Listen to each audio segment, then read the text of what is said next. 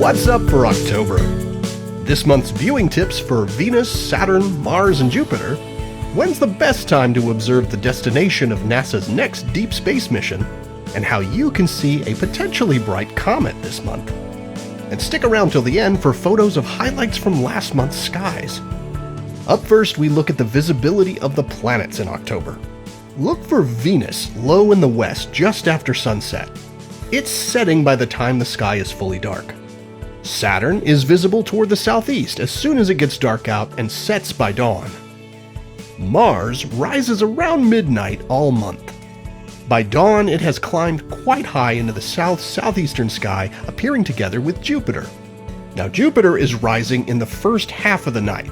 In early October, you'll find it high in the south as dawn approaches, and later in the month it's progressed farther over to the west before sunrise. And speaking of Jupiter, NASA plans to launch its latest solar system exploration mission to one of the giant planet's moons this month. 𝗰𝗵𝗀𝗀𝗀𝗀 is slated to blast off as early as October 10th. It's thought that Europa holds an enormous ocean of salty, liquid water beneath its icy surface. That makes this the first mission dedicated to studying an ocean world beyond Earth. 𝗰𝗵𝗀𝗀𝗀 is designed to help us understand whether this icy moon could support some form of life, and along the way it'll teach us more about the conditions that make a world habitable.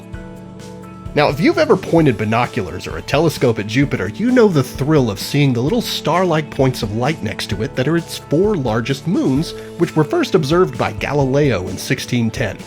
There are 2 mornings in October, the 11th and the 25th, when you can most easily observe Europa. These are times when the moon is at its greatest separation from the planet as seen from here on Earth, and it's all by itself on one side of Jupiter. So be sure to have your own peek at Jupiter's moon Europa this month as a new NASA mission begins its journey to explore an ocean in the sky. Now we'll look at moon and planet pair-ups for October.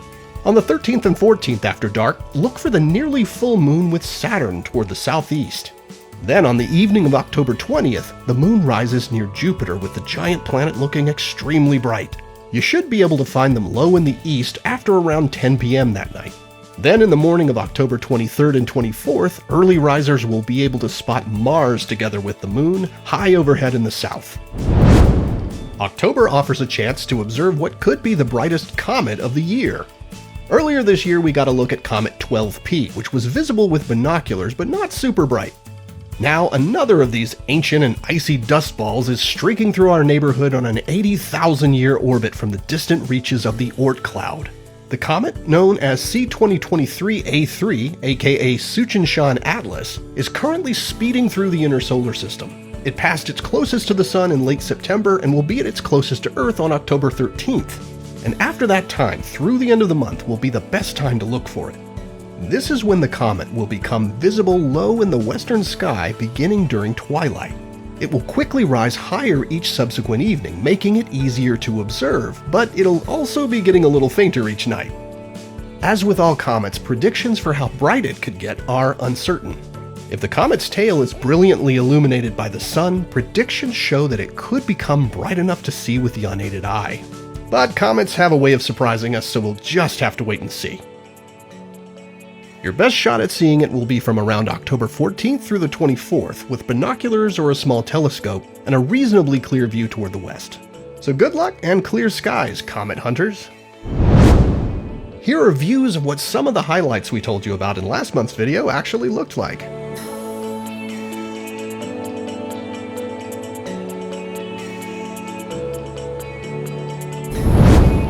And here are the phases of the moon for October. Stay up to date on all of NASA's missions exploring the solar system and beyond at science.nasa.gov. I'm Preston Dykes from NASA's Jet Propulsion Laboratory, and that's what's up for this month.